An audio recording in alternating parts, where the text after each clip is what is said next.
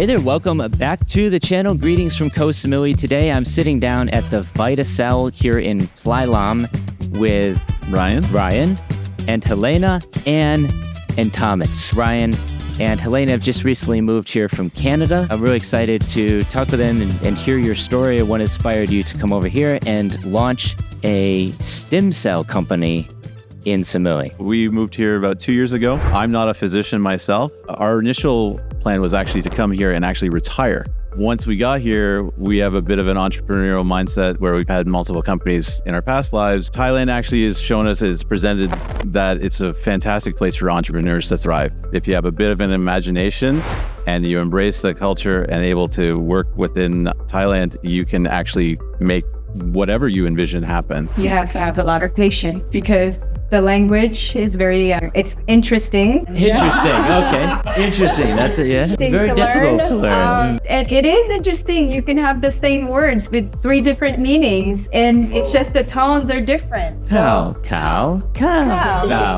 Ma. Yeah, you're telling me I've been here over 4 years now, and I've still barely learned the language. And my fiance is Thai, but we always speak English. So her English just keeps getting better, and my Thai is not advancing. So, Dr. Anne, tell us about you from growing up in the northern part of Thailand to Bangkok. My family in northern parts of Thailand, and then we come back to Bangkok. And then I studied since like a kindergarten. So I guess, I'm gonna use the word, I get used to the hectic part. But most of the Thai culture is chill environment. Yes, we know. I think you know. Smiles all the time too. Sabai. So nice. What is Sabai Sabai? Like relax, chill. What is it to you, Mike? What's Sabai Sabai? It's something that I usually say when I go in to get a massage. I say, oh, sabai, right? Because I'm relaxed. So I know it means relaxed. Quick shout out for this book that Thomas is promoting here. I've never seen it before. Sounds interesting. So this is a book that a lot of people who have businesses in Thailand, they recommend that you read it. But Dr. Han, what do you think about this book? Sorry, the first time in Helena days, I was 2 years old when the book came out. So maybe not the same generation as Wait, you mean Thai people have changed since 1995?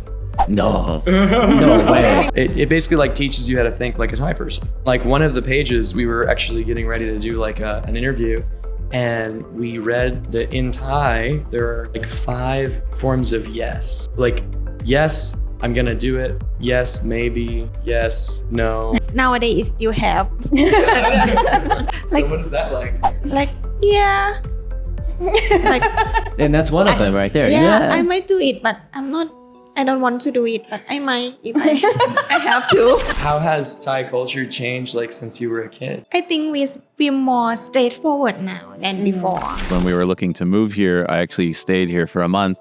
And when I actually went back to Helena, yes, we can absolutely work and live in Samui. Yeah. And I went back there, and the 30 days that I was back in Canada was probably 30 of my hardest days. I still haven't been back to the U.S. for 4 years. I just see no reason to be there. And my family can come visit me over here. We haven't been back either since we moved here. And actually my mom, she's coming to move in Samui now. Oh. We've given her the confidence of actually moving from somewhere she never thought she would ever leave in Canada. But I think she's embraced like this is a very family environment, especially in Samui. It's a very safe environment. Oh yeah. Which is tremendous. Like we don't even lock our doors most of the time. Me neither. So you can really embrace the life in Samui. We had the confidence of doing that by watching channels like yours. We wanted to really focus on living in Samui, so we really watched a lot of your content, and that's how we had the confidence to go around and see the different things without having to feel like we were taking a risk, because you provide a tremendous service to people at home who are at home in either America, Canada, all over the world without being here, but you really do capture what it's like living here. Thanks so much. It's fantastic. That's exactly your speak. Thank you.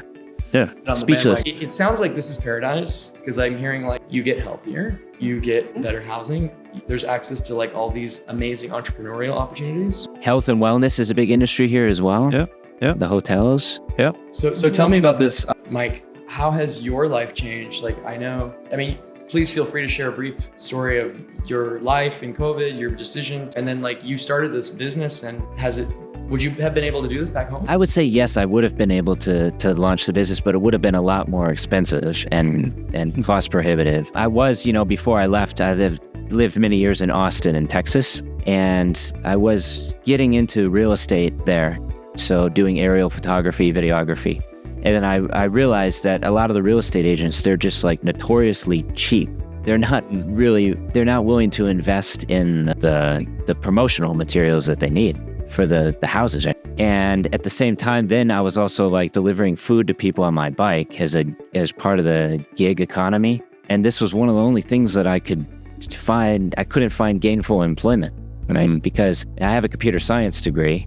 Oh, me too. But you do too? Yeah, we do too. Yeah, we do the same thing with it. I throw it out the window. I just do not want to be sitting in a cubicle coding all day long. It's just miserable. That's not what I want to do. So I was riding around downtown in Austin, and I just see like homeless people all over the sidewalks. So I started thinking to myself, at this rate, I'm going to end up homeless, right? Because I'm like just barely getting by as it is. Yeah. And I just said, this is not the direction I want my life to be going. So I just bought a one-way ticket to Bali because I'd been wanting to visit Bali for a long time. I saw it as like an up-and-coming destination for digital nomads, remote workers.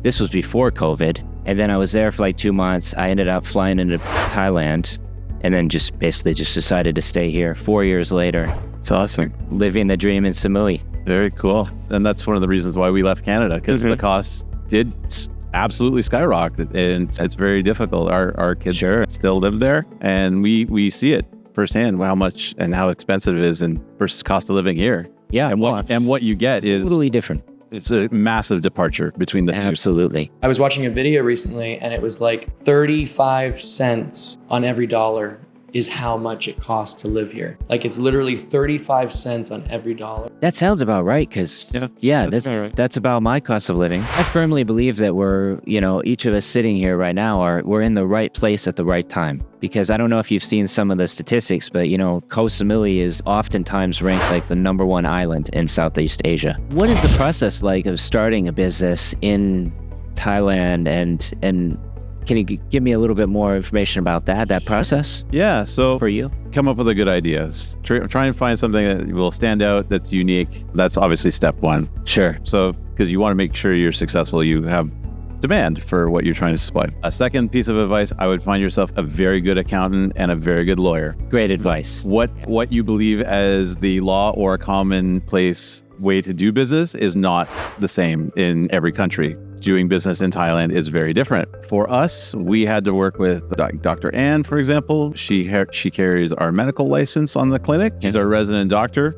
We work with the Thai FDA and the Surat Medical Licensing Board. So they come and do all the inspections of our facility, make sure that all of our regulatory body is up to scratch, make sure that we have all the proper equipment, all the right medications, and that we're certified and licensed. And there's obviously things like looking at how many staff you need to have in Thailand, also how your work visa would work. And then also for the viewers, if you don't know already, you can't own majority share. A company has to be 51%, 49 foreign owned. Correct. Also, you need to know what types of business are for Thai only, because there are certain types of businesses and services that are for Thais specifically and not for Farang. Having that Thai tax support is a big help. If you're back home in Canada or the US, you simply would think, oh, let's Google a lot of things. And that's just not the way it works. Here, you find a lot that's actually on an application called Line and Facebook. That's predominantly where all the information will live and breathe. When we moved here, we didn't have the idea to open a medical facility. That wasn't even in the scope. And then we had the confidence once we met professionals like Dr. Ann. Our lawyer, Tiernan, is a fantastic lawyer, and being able to give us the confidence to be able to do the things that we're doing. And then if you are looking to work in Thailand, this might be a good book worth checking out. It's a tremendous book. Like when we started, we did the tourist visa for the first 2 cycles, and then we switched to an education visa. So that got us through the first year. Just a good way to do it. It's like a low cost way to get your feet in, and then you can learn the language and you can adapt, and without having to heavily commit right in it, just to make sure it's right for you. Yeah. So if you're looking to come over here, you want to work remotely online, the Thai government has announced the Destination Thailand visa. So you've probably heard about this. DTV visa? Yeah. So this one's going to be something that is a digital nomad visa. How long have you been running? So from the ideation to opening probably took us about 7 months, and then we've been open for about 5 months now. And we wanted to make sure we had some key testimonials of success that we've had with some of our patients. A lot of the videos you'll see from other clinics that are in Panama, Colombia, they'll claim they're actually the best in the world. And they actually say Thailand is no good at stem cells. So we're actually able to show them that we actually go a little beyond what they're actually doing in those parts of the world. And we can really flex what Thailand is capable of with doctors like Dr. Ann. You can prove them all wrong. Yeah, we can really prove what we can do. Thanks so much to Ryan and Helena for being on the channel, and also Ann and Thomas. It's been a pleasure interviewing you, and I wish you best of luck with your business and life here in Koh Samui. Thank you very much. And stay tuned for the next episode where we're going to be discussing what the process is like buying a villa in Koh Samui.